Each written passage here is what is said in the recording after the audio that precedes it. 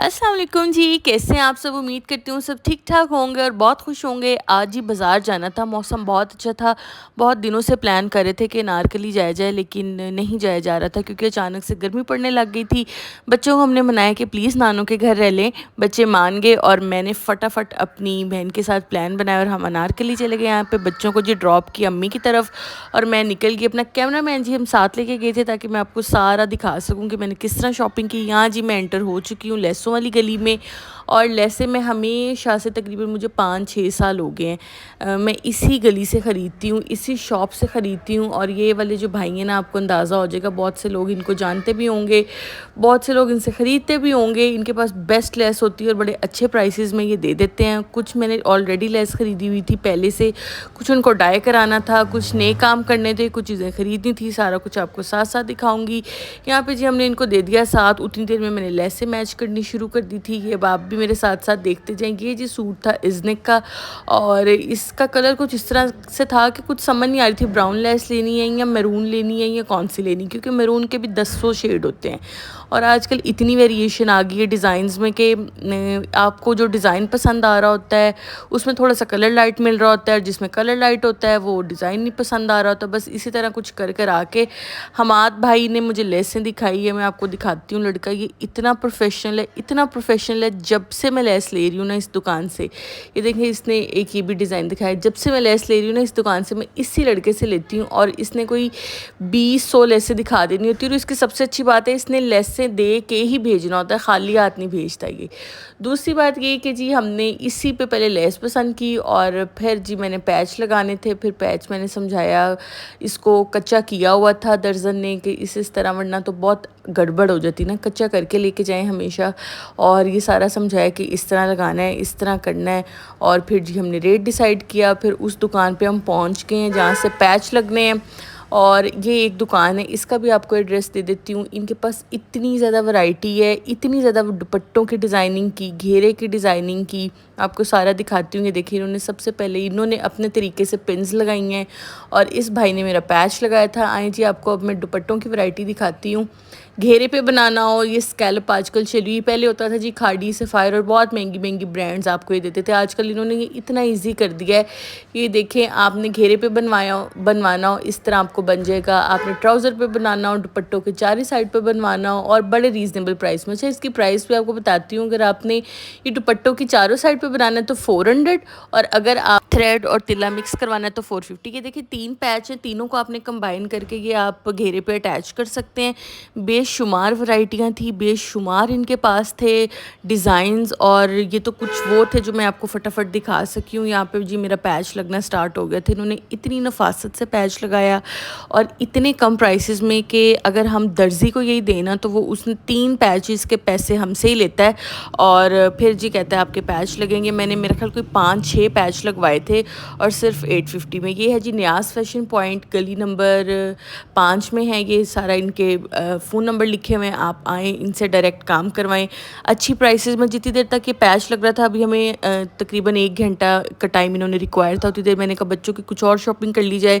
और catcher pins, पोनीस तो जितने भी हों बच्चे गुम कर लेते हैं, अक्सर हम खुद ही रख के भूल जाते हैं क्योंकि बच्चों की आदत होती है यहाँ से उतारी वहीं चीज़ फेंक दी। यहाँ से जी मैंने कुछ स्क्रंचीज़ ख़रीदी, कुछ चीज़ें ख़रीदी बच्चों की, पोनी पिन्स, अपने लिए कुछ कैचर लिए। और ये ऐसी चीज़ें होती हैं कि जो आपको तकरीबन हर दफ़ा ही चाहिए होती है। जैसे ही आप बाज़ार जाते हैं तो ये मस्ट एसेंशियल्स होती हैं जो आपने लेनी होती हैं। इनके पास काफ़ी अच्छी वैरायटी थी। इस दुकान का नाम मैं लेना भूल गई उतनी देर में जी। खैर मुझे कॉल आ गई थी कि आपके पैच लग चुके हैं। ये देखें जी कितने प्यारे इन्होंने पैच लगाए हैं। लग नहीं रहा कि पैच हुआ है, ये लग रहा है कि ऊपर ही एम्ब्रॉयडरी हुई है। आप खुद चेक करें कितने खूबसूरत उसने कट्स बनाए हुए हैं, ये भी चेक करें, बिल्कुल नीट और दिल खुश हो गया था जी। घर वापस आए, घर इतना सर दर्द कर रहा था। घर वापस आते ही जी वही अपना हांडी रोटी चूल्हा आते ही जी सबसे पहले चाय रखी है और ख़ुद ही बनानी थी, ख़ुद ही पीनी थी। अच्छा, मुझे लगता है कि आप ना बेशक वर्ल्ड टूर भी करके आ जाए ना, यानी हम बड़े खुश होते हैं वर्ल्ड टूर पे गए हुए हैं। आते ही हमने वही घर में हांडी रोटी शुरू कर देनी होती है। सबसे पहले जी बच्चे अम्मी की तरफ से लिए, जितनी देर में बच्चे लिए उनकी शिकायतें सुनी। ममा इसने मुझे ऐसे कर दिया, ममा उसने मुझे ऐसे कर दिया। बच्चों की जी बातें-शातें सुनी, उतनी देर मैंने अपने लिए थोड़े से रोल एयर फ्रायर में रख दिए क्योंकि इतनी ज़्यादा मुझे भूख लग गई थी और मैं कुछ भी नहीं खा सकी थी कि घर पहुंच जाऊं फटाफट। यहाँ पे जी रोल अपने लिए 2 बनाए, उतनी देर में 2 कप चाय बनाई, 1 कप अपने लिए, 1 कप हस्बैंड के लिए। और जी हमारी तो चॉइसेस भी डिफरेंट है। अब इस तरह के मैं जी ज़रा स्ट्रॉन्ग पीती हूँ, हस्बैंड ज़रा लाइट पीते हैं और खाने में भी टोटली डिफरेंट चॉइसेस हैं।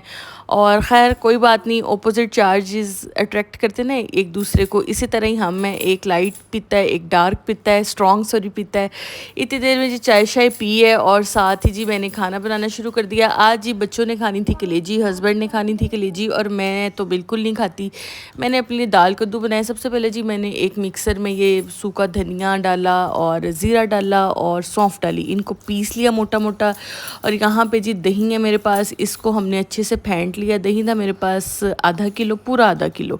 1 चम्मच भर के इसमें मसाला डाला जो अभी अभी मैंने ग्राइंड किया है, यानी कि सौंफ, ज़ीरा और तीसरी चीज़ क्या थी, धनिया, खुश्क धनिया।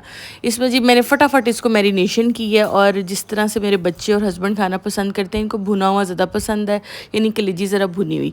एक लहसुन अदरक का पेस्ट डाला है, इसमें मैंने डाली है, ये आप देख लें मैंने क्या कुछ डाला है इसमें और जी इसको अच्छे से मिक्स किया। और साथ ही ये कलेजी जो कि मैं साफ़ करके बना के ड्राई करके रख के गई थी ताकि आके इतना भी ना अब काम करना पड़े, क्योंकि बाज़ार से आप बेशक 15-20 मिनट के लिए हो के आए ना, आपको सफ़र भी थका देता है। और अनार के लिए मेरे घर से कोई दूर है, कोई 20-25 मिनट तो लगते हैं। खैर जी दही में हर चीज़ मैंने मिक्स की। इसके बाद मैंने इसमें कलेजी को मैरिनेशन के लिए रख दिया।